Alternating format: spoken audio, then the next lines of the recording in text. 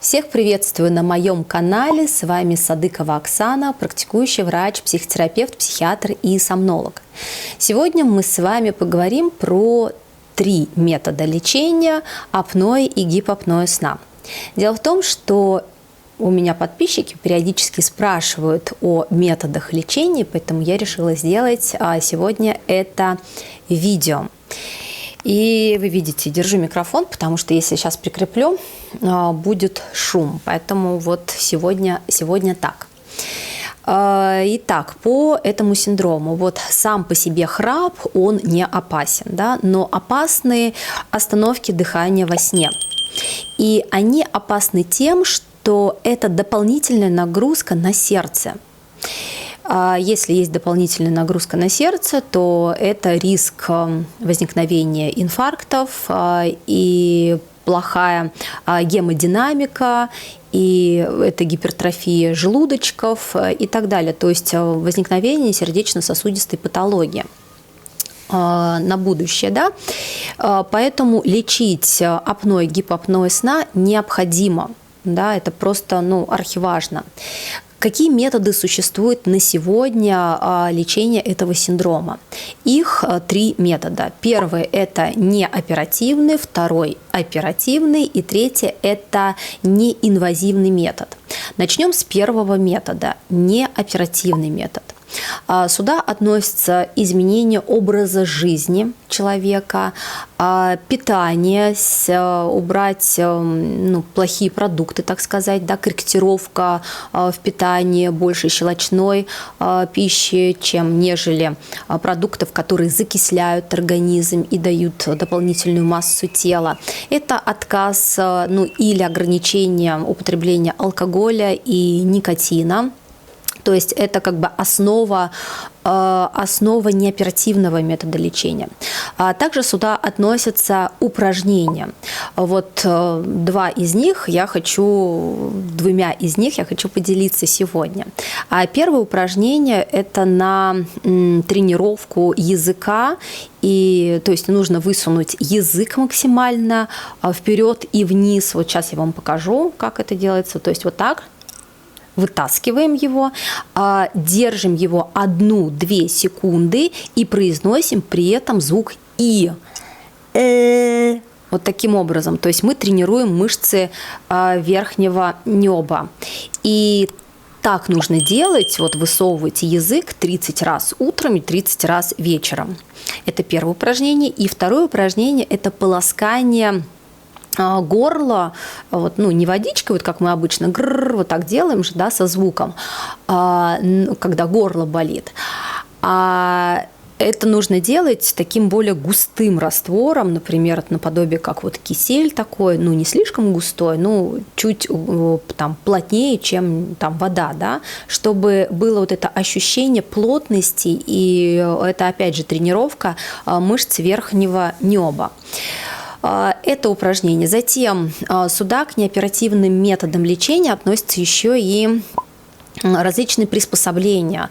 То есть это капы, которые надеваются на ночь, это подвязки, которые крепятся к лицу для того, чтобы нижняя челюсть не уходила во время сна назад.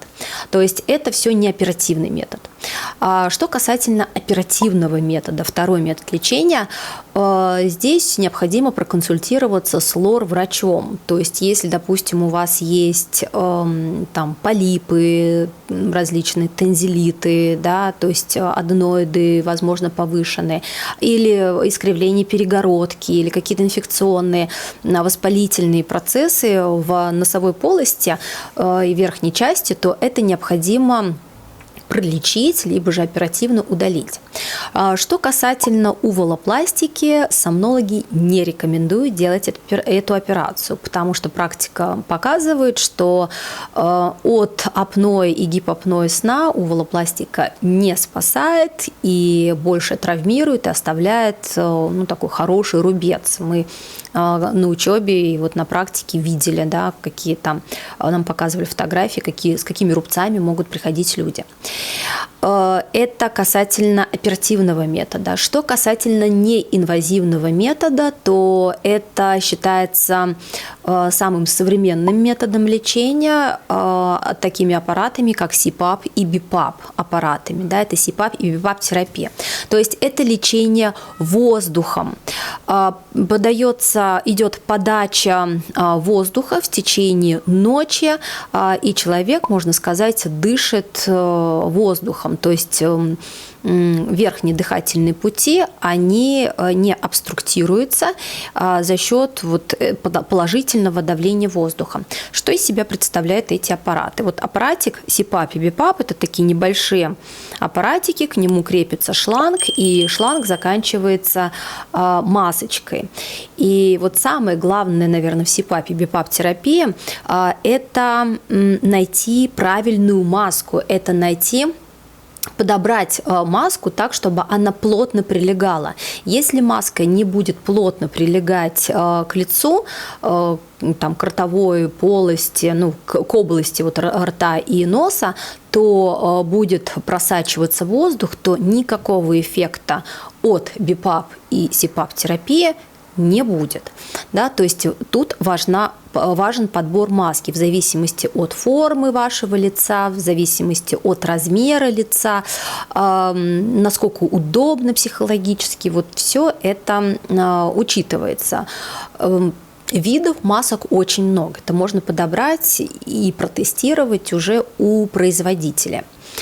Это касательно маски. Затем, что еще здесь? Так, по маске. Чем отличается СИПАП и БИПАП-терапия? Да? В смысле, вот эти аппараты. У СИПАП-терапии, СИПАП-аппарат, он подает такую вот его как бы загрузили, и он дает подачу воздуха стабильно, он не подстраивается под дыхание. А вот БИПАП, этот аппарат, он подстраивается под дыхание, поэтому, можно сказать, он более умный аппарат, в отличие от СИПАП-терапии. И поэтому там есть подача и на вдох, и на выдох в том числе. Да? То есть он регулирует вдох и выдох. И с БИПАП-терапией гораздо комфортнее, чем, например, при СИПАП-терапии. Так, и подача воздуха идет в течение всей ночи, да, возможно, первые дни или несколько дней там не очень психологически удобно привыкнуть к этой маске, к этому шлангу, но через какое-то время, собственно, человек, он привыкает, и это вот такое лечение воздухом очень полезное. Это в первую очередь это кардиопротективные действия, да, то есть это защита сердца от таких остановок дыхания во сне. Затем, как подобрать СИПАП и БИПАП-терапию? Да, либо ту, либо другой аппарат. Это делается обычно у врача-сомнолога. Врач-сомнолог проводит вначале исследование. Достаточно провести кардиореспираторный мониторинг для того, чтобы посмотреть генез обструкции, то есть центрального это генеза или же все-таки это обструктивного генеза, да, то есть есть внешняя как бы причина. Если это центрального генеза, то аппарат покажет, исследование это покажет, и тогда это лечение у неврологов.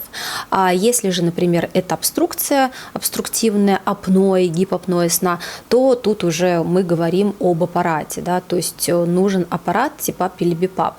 95% это обструктивные в основном, и буквально маленький процент центрального генеза, то есть это какие-то структуры мозга повреждены, да, и это лечит невролог, сомнолог. Так, то есть вы прошли кардиореспираторный мониторинг для того, чтобы посмотреть генез, во-первых, во-вторых, вам нужно посмотреть количество остановок во сне и тяжесть апноэ, гипопноэ сна, и, соответственно, после этого мониторинга уже будет понятно врачу, какое давление нужно подобрать на аппарате, да, какое давление нужно поставить. Вот только после такого исследования можно уже выбирать там аппарат, фирму, да, там, Есть австралийские аппараты, есть китайские аппараты, тоже хорошие. Вот. И уже подобрали аппарат, вам подобрали, допустим, давление, нужное давление, и дело остается за маской. Да. Вот маска очень важно, я уже сказала, да, что важно подобрать хорошую, качественную маску, плотно прилегающую. Ну, в общем-то, вот и все, да, что касательно лечения обструктивного апноэ и гипопноэ сна. Вот об этих 3 методах на сегодня нам, врачам, известно, с вами поделилась. Теперь вы знаете тоже о лечении. Желаю всем хорошего сна, хорошего настроения и до новых встреч, новых видео встреч. Аривидерчи.